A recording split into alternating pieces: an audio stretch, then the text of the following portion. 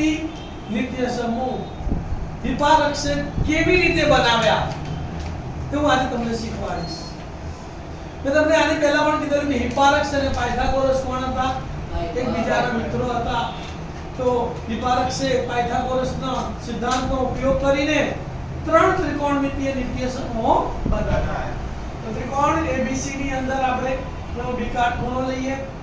ખૂણો A ને આપણે થીટા ધારી લઈએ તો A ની સામેની બાજુ BC એને આપણે x ધારીએ. A ની પાસેની બાજુ AB ને y ધારીએ અને કર્ણને આપણે z ધારીએ. ત્રિકોણ ABC માં ખૂણો B કાટખૂણો છે તથા ખૂણો A બરાબર થીટા છે. એની સામેની બાજુ BC બરાબર x, એની પાસેની બાજુ AB બરાબર y અને કર્ણ AC બરાબર z છે. પાયથાગોરસના પ્રમેય મુજબ સૂત્ર શું હતું? ab² + bc² બરાબર ac². AB ની જગ્યાએ x મૂકીએ તો x², bc ની જગ્યાએ y મૂકીએ, ac ની જગ્યાએ z મૂકીએ. x² + y² બરાબર z.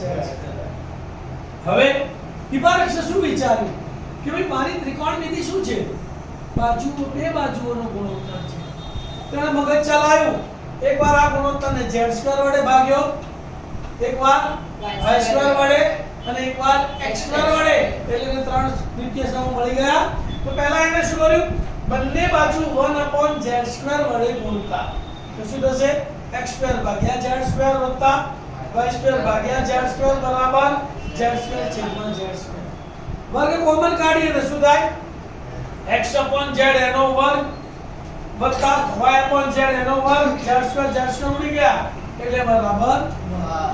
હવે એને આકૃતિમાં જોયું કે x/z તો જોયું કે x/z એટલે સામેની છેદમાં કર્ણ. તો સામેની છેદમાં કર્ણ એટલે sin θ અને એનો વર્ગ એટલે શું લખ્યું એને? sin²θ. y/z તો y એટલે એને જોયું પાસેની, z એટલે કર્ણ, પાસેની છેદમાં કર્ણ એટલે cos θ તો એનો વર્ગ કર્યો તો cos²θ બરાબર એક તો પાલું નિત્ય સમ મળ્યું sin² θ cos² θ બરાબર 1.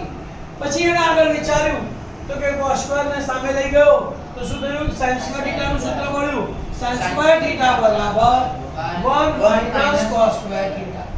એક પૂર્ણ વર્ગ છે, cos θ પૂર્ણ વર્ગ છે, ઓછાની નિશાની છે તો એનું વિસ્તરણ કરીએ, એના અવયવો પાડીએ તો શું થાય? 1 - cos θ 1 + cos θ એટલે 1 - cos θ * 1 + cos θ બરાબર પણ શું થાય? sin² θ. હવે sin ને સામે લઈ ગયો તો સૂત્ર શું મળ્યું? cos² θ બરાબર 1 - sin² θ. એને એના અવયવ પાડે, આ બી પૂર્ણ વર્ગ છે, આ બી પૂર્ણ વર્ગ છે તો 1 - sin θ * 1 + sin θ બરાબર cos² θ. ત્યાર પછી બંને બાજુ શેના વડે ભાગ્યા? એને y² વડે. તો બંને બાજુ 1/y² વડે ગુણીએ તો શું થાય? x² / y² વત્તા y² બરાબર z²/y². વર્ગ કોમન કાઢ્યો, x/y એનો વર્ગ વત્તા y² ઉડી ગયા એટલે 1 z/y એનો સ્ક્વેર. ફરી એને આકૃતિમાં જોયું x/y તો સામેની છેદમાં પાસેની, તો સામેની છેદમાં પાસેની એટલે tan અને tan નો વર્ગ એટલે tan² θ. તો x/y ની જગ્યાએ એની કિંમત મૂકી tan² θ વત્તા 1 બરાબર z/y. તો z એટલે કર્ણ અને y એટલે પાસેની.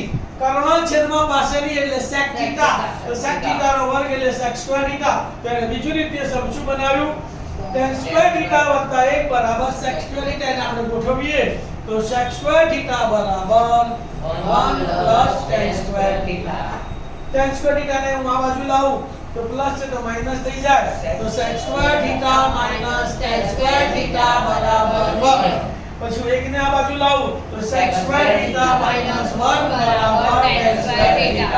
આમાં તમારે s યાદ રાખો, st યાદ રાખવાનું. શું યાદ રાખવાનું?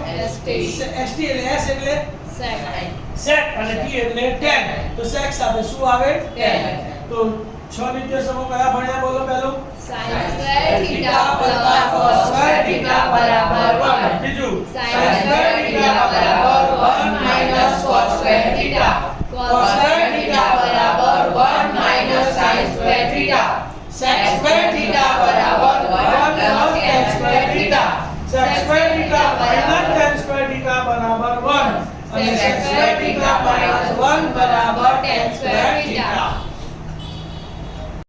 હવે બંને બાજુ x² વડે ભાગશે બરાબર તો શું થશે બોલો x² છેદમાં x² વત્તા y² છેદમાં x² બરાબર z² છેદમાં x². વર્ગ કોમન કાઢી x² ભાગ્યા x² એટલે 1 y upon x એનો હોલ રેઝ ટુ સ્ક્વેર બરાબર z upon x નો હોલ રેઝ ટુ સ્ક્વેર. વિપરીત આકૃતિમાં જોયું કે y upon x તો કે y એટલે પાસેની અને x એટલે સામેની. પાસેની બાજુ છેદમાં સામેની બાજુ એટલે cot θ અને એનો વર્ગ એટલે cot સ્ક્વેર θ. તો 1 cot સ્ક્વેર θ બરાબર z upon x. z એટલે કર્ણ અને x એટલે સામેની.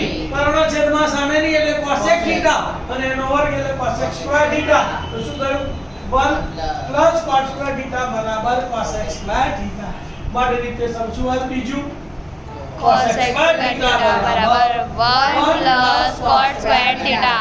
cot square theta ને આ બાજુ લાવે તો cosec square theta minus cot square theta બરાબર 1. એક ને આ બાજુ લાવે તો cosec square theta minus cot square theta બરાબર 1. તો આ રીતે ત્રણ મુખ્ય નિત્ય સમૂહ બનાવ્યા એના ઉપરથી કુલ 9 નિત્ય સમૂહ બનાવ્યા.